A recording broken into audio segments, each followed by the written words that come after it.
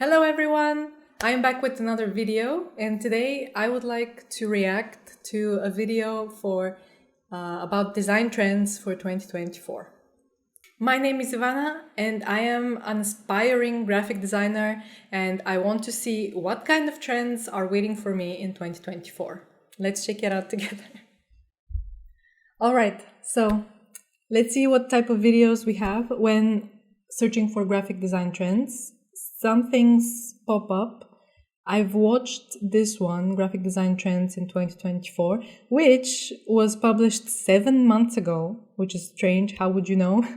So I sort of want to see what this is about, published 2 weeks ago, 15 graphic design trends for 2024, and how to use them. This will be interesting, so can't wait to see what they say. I haven't seen it. It says it has a little bit of red, but I've only clicked on the video before.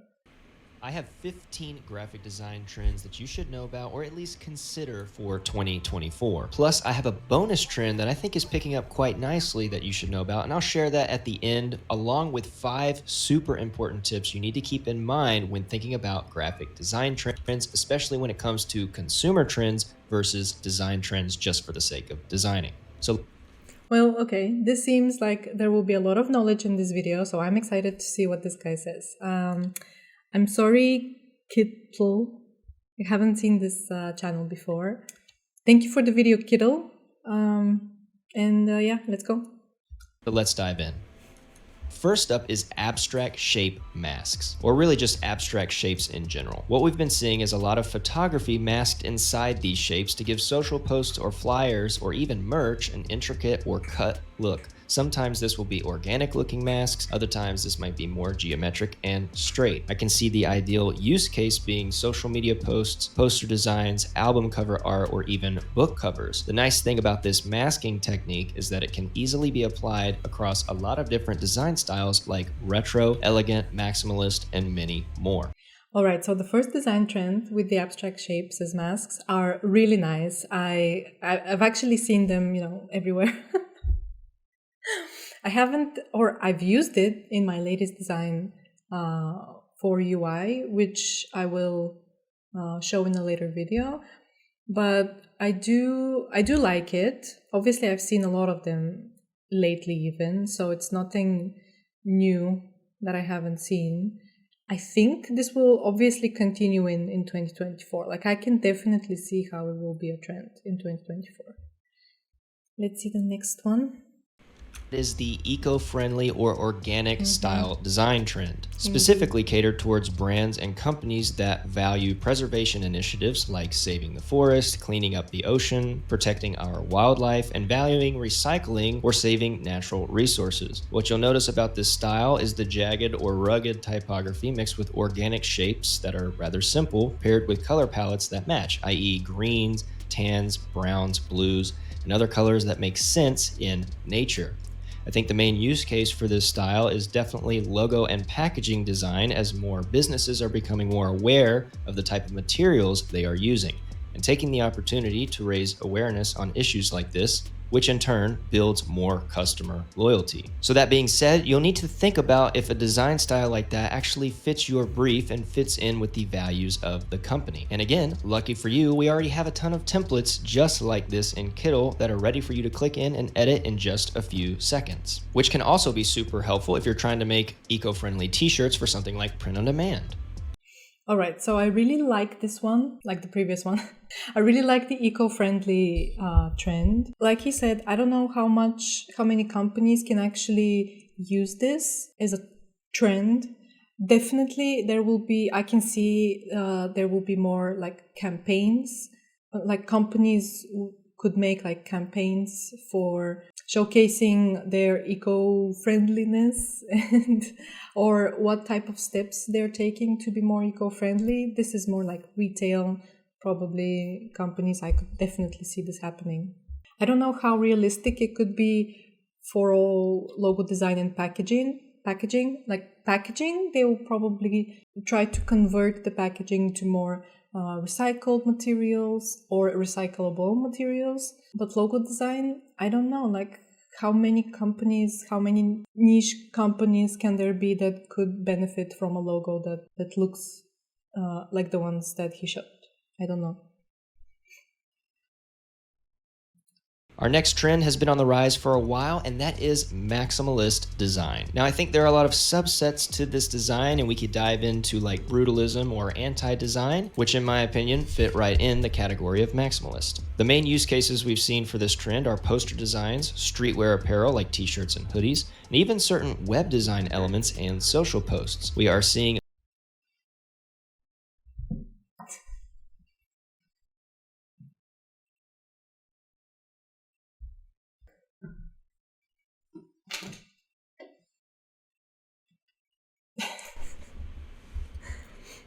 a resurgence of design that goes against normal conventions. What's interesting about this is if you look closely at all of these designs, they follow the same sort of pattern or grid structure. And it's an overwhelming one for sure, but the main thought behind this is less about being legible and more about catching attention to draw a viewer in to see what's happening. Right. So as a fan, let's say, of more minimalist designs, I do not like this one. I don't understand it, how it's a good design, and I don't see what he sees, maybe not yet as a beginner. I don't see these grids that he was talking about. It's too chaotic, it's too random for me, it's too colorful, so many things fighting for my attention, and I don't know, I just don't get it, and I will probably not be able to recreate these posters. However, I'm thinking of basically like trying out different designs to see if I can recreate them. All right, let's go to the next one. Has got to be one of my favorites, and that is trippy or liquefied fonts. What we're able to do with type today and making fonts is truly amazing. The use cases for this type of font would be merch design on a major scale, or maybe brand elements or packaging, poster design, social media posts, and honestly, so much more. What's really cool about this style is that you can utilize it with a bunch of other design niches like retro, minimal, or even the organic trend that we were talking about just a minute ago. So I definitely agree that what people are doing with fonts nowadays, it's amazing. So many things are popping up constantly, and they're so different and so interesting. However, most of these that he showed in the video, they're so specific. How can I, for example, implement it at our company or something? Like, I cannot. I have to do something very specific to use the specific font. Obviously, for social media, it will be very interesting. For a Behance portfolio, I can see how it can be interesting, like absolutely. Ooh, maybe I can try it in a thumbnail. Maybe I can try it for this thumbnail. Okay, this is an idea. We'll see when I upload the video what happens.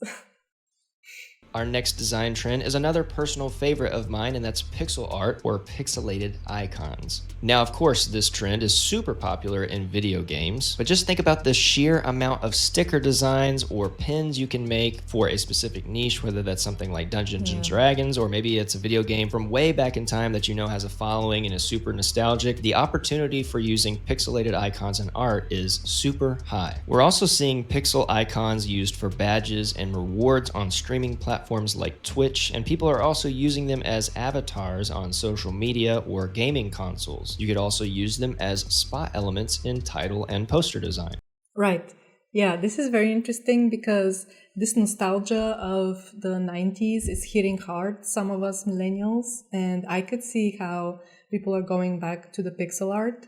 And there is even a software that actually does pixel art specifically. Like, it's not exactly like Paint, but the feel maybe is sort of like it, and it creates very nice pixel art. If I remember, I will, and if I am able to, I will link it in the description or link the channel if anyone wants to check that out. Definitely on the rise is the use of muted or pastel color palettes. Think of your dark fall colors, tan, or your retro muted purples and blues mixed with white. There is an endless amount of projects and reasons you would want to use a muted color palette, but we've seen a lot of brands utilizing these colors for packaging designs, social media posts, as well as poster and event flyers. A lot of earthy tones or muted tones can help you achieve a retro or vintagey look while still looking and feeling modern with the use of bold typography. So I don't know that I didn't know that this was a trend,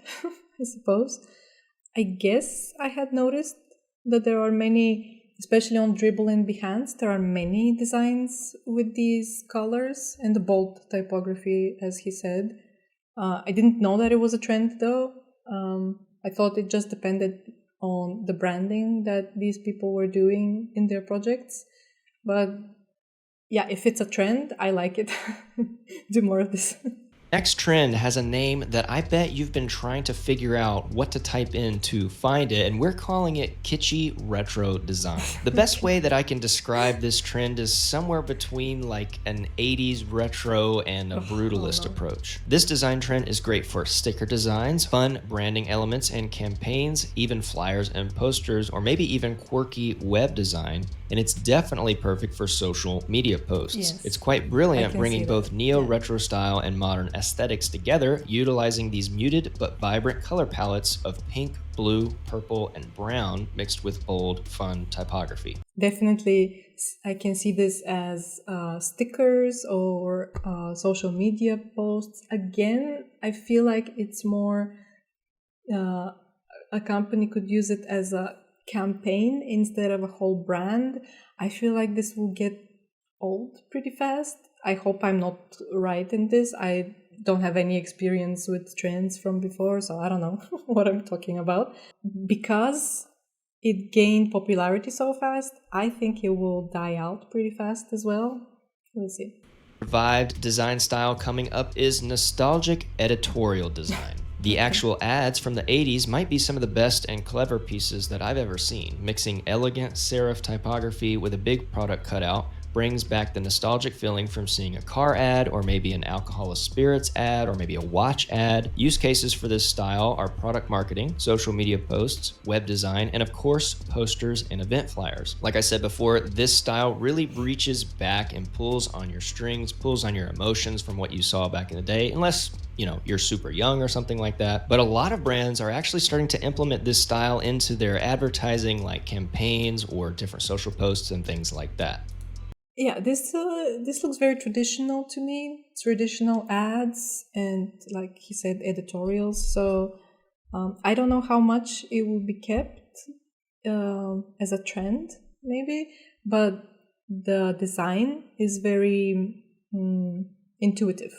So if I was tasked to create something like this, it probably would be a little bit easier for me as a beginner. Instead of creating something 80s or the previous trend that he was talking about. Like, that would be a bit more difficult for me. Our next trend should not come as a surprise, as we've seen more and more use of retro mascot illustrations. What was once very popular during the 50s and 60s has made its way to be a staple in a lot of logo design, branding, and merch design. The use cases for retro mascots are generally more evergreen, which is a good thing for you, because the style is perfect for stickers, merch, poster design, inspirational apparel like tote bags and banners, and we've even seen more brands starting to implement this style into their packaging, like for pizza boxes, t-shirts, mailers, stickers, magnets, and more. Truly, this design style is great for everything from personal use to local businesses and even corporate company use. All right. I don't agree that this is good for logos and branding or for corporate use. Like, I don't see this being serious enough or like clean enough to be associated with corporate or logo design. Maybe I'm wrong. I've been taught that the logos should be plain and easy to understand at first, and if you create a mascot as a logo, that will be retro, I guess. Because it's a retro mascot style trend, so yeah. So let's move on to our 10th design trend, which is Y2K. Y2K started booming around the end of 2021, and once this happened, we started to investigate what the use cases of the Y2K trend would be. We noticed a lot of people were using this style for streetwear brands, as well as other elements for their brand like stickers and of course, different merch. I mean, just look at the sheer amount of templates that we have in Kittle right now for Y2K. Now, as of late, the use cases for Y2K design have been a bit more refined and a little bit more practical, such as packaging or branding, which leans a little bit more into the bubble look, less of the futuristic look. And Y2K isn't just about blocky, sharp fonts or the bubble letters, although I know that's what you're seeing. Newer and younger brands are starting to incorporate this style onto their actual products, which of course need to be legible. Right. Well, this is maybe another part of the nostalgia that we talked about before. People want Y2K back. Maybe someone wants it. For me, it's very colorful and not minimalistic enough. And like I said, I do like minimalistic design. So this is not for me, but I understand that some brands fit this, or this style fits some brands much better than others. And I think those ones should definitely use this one. I like it for them. I wouldn't like it for me, if that makes sense. Our next trend is in the category of the overarching retro style, and that's neo-brutalism. In fact, this might have been another trend you've been trying to put a name to, and so hopefully what you're about to see brings some thoughts to your mind. Emerging from UI and UX design, we have a trend design style that utilizes unusual or out of the ordinary background colors mixed with bold, modern typography, in tandem with what one might consider as pretty ugly design elements, but we're going to go ahead and call these spot elements. You know, like those sort of comic book action bubbles that have sharp drop shadow. In fact, this design style is pretty comic book looking, minus the halftones and the shading. In addition to some trendy web design, neo-brutalism is being used for branding purposes like package design, social media posts, and even animation. These spot elements mixed with bold type really make some cool, easy to make animated effects. Right. So I was wondering why Figma's website and the Figma config conference was so colorful and with these big shapes that are a bit weird to use and letters that are a bit difficult to read. But maybe they are implementing this style of design, neo-brutalism, that this is called. I mean, again, I wouldn't use it myself. I don't like it. But I've definitely seen it more and more, like you said, in UI design, especially, right? Like I've seen websites like this and I've been wondering like what's going on. Next, we have the grunge design trend, and you can pretty much add grunge to anything and it looks pretty awesome, right? Well, for this trend specifically, we're noticing more of a displacement, almost ink stamped effect for illustrations, typography, and icons that capitalize on making the design look like it's on a specific type of paper. Essentially, we're seeing a really cool bleed effect. Use cases for this design style is pretty far reaching. I could see this being used for merch design, like a big, nice design on the back of a t-shirt, poster designs, and even flyers, or certain packaging designs, since that bleed effect will look super cool on actual cardboard or other box design. I am a bit excited to see what happens with this trend because I grew up in the early 2000s and this was the thing back then. Like a good, well, not social media post, but a good signature on the forums, if anyone remembers those, was, grungy type, big letters, big type, all of it. I'm interested to see where this goes next year.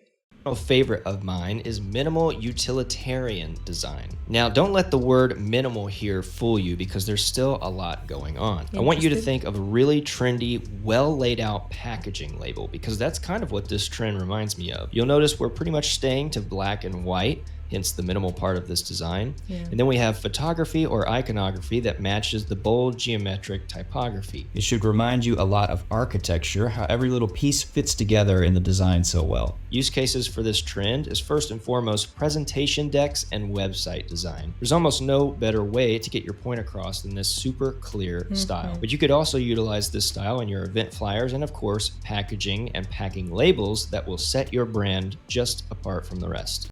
I don't know if this would be a trend. Like, hasn't it always been in style?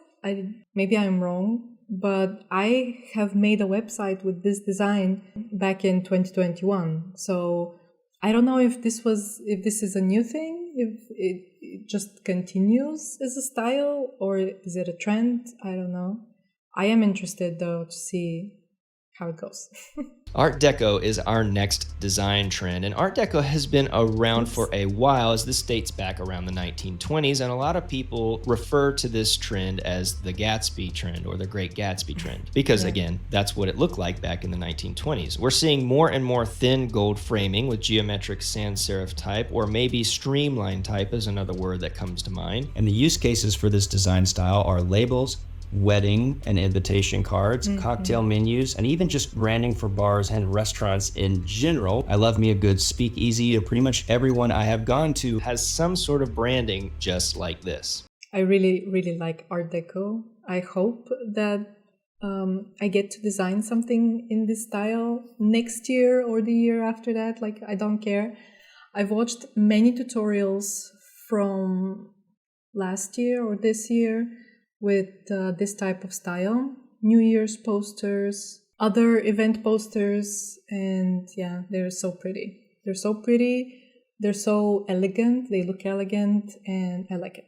Our 15th trend is vintage, medieval, and Gothic typography. Now, I know what you're thinking. What would I even use this for? Well, more and more people are starting to utilize this black letter and Gothic style into their streetwear designs, title designs, album covers, and even certain print materials like catalogs and magazine covers. It truly stands out from everything because of how intricate and loud the letters are. And that's something to keep in mind as you use this trend, as the type really speaks for itself here and doesn't need a ton of additional layering to make it good. Maybe that's why we've seen a massive spike for people searching for black letter fonts, and lucky for you, we have a ton in Kittle ready for you to use. And I just did a video which you can see here showing you my top 5 favorites, so definitely check that out. I am definitely interested. Back in the day, a friend and I, we wanted to start writing these black letters. They were so pretty to us, like we liked medieval stuff. Obviously, in design, they should probably be used sparingly because they're illegible. They're very hard to read, so I don't think they should be used a lot. Maybe just in big font, big type to get your attention. And maybe on like t-shirts, it might be best. Though I could really see it on a website as well, big type with these letters, definitely. All right, so my bonus trend for you is one that I have seen used pretty sparsely over the last year, but I think it's about to pick up, and that is bohemian and mystic style design. You know what I'm talking about. organic looking illustrations and shapes, psychedelic typography, earthy color tones, and all of this has a pretty deep spiritual and wellness aesthetic to it. Which is why you see a lot of yoga or essential oil or candle brands utilizing this type of style. It also has a very home crafts look to it because of the type, which is something to keep in mind. I should also mention that the tarot card look and feel is making a big swing over the last few months and might be a good idea to implement into your t-shirt designs and other print-on-demand products if you're in the POD game. I actually saw this as a trend in another video that I watched, the one that was published 7 months ago, which was surprising to me. And he also called out this mystical kind of tarot looking magician style, I don't know, which is very interesting, and I can see definitely how people would like it. Probably mostly women. Don't go after me for this, but I think it might be mostly women. I'm really interested to see how this evolves next year, especially because it looks mysterious and it looks sort of elegant as well. But it also reminds me a little bit of like old tattoos that people get like on their forearms or something. I don't know. There are 5 important tips that I want you to keep in mind when it comes to graphic design trends. First, that there is a big difference between consumer trends and graphic design trends just for the sake of being designy. I did my best to research design trends that cover both, but mostly for the consumer-based design trends, things that people would want to buy on a product, or perhaps for startups that are looking for a designer to brand them because they are starting up and they need design work for their packaging or their logo design. So for what he said, if you're a designer at a startup, how good is it to utilize a trend into your designs for a startup? Like if it's a trend, doesn't that mean sort of that it will die down eventually at some point? Instead of being on a trend, maybe just utilize small part of a trend, like the colors or the typography of one of these styles, but try to create a design that would last a bit longer than a trend is what I mean. At least this is what I think. Maybe I'm wrong. I don't know. I haven't been a designer in a startup yet. Please keep in mind your intended audience for your design project. Let's say it's a big branding project for a middle-aged women's club that Plays pickleball on Wednesday afternoons. You're probably not going to use the black letter or the medieval fonts for that branding project. So don't just use a trend for the sake of using a trend. Make sure that it works with your brief. This is what I mean, right? Like, yes, you do have a startup, but you cannot just follow a trend just because, they have to emerge on the market somehow. Like, obviously your target audience should be first, and the purpose of the company and their product or service, obviously. Third, think about whether or not you're designing for digital or physical use, for a physical product or physical entity. Some of these design styles work best for one, and some work perfectly for both. So if you're designing a website and your client brief matches the minimal utilitarian design, that could be one that you can incorporate into your web design versus something like using the Art Deco style to make a website. But if you're designing a wedding invitation, then perhaps utilize the Art Deco style, as that makes a lot more sense for that use case. Definitely something that I mentioned during this video, like yes, for a use case or for a campaign of a certain company, those styles might work at the moment because this is what people are used to seeing, and so they see your company implementing this style. Yeah, the use case obviously is should be considered when trying out one of the trends.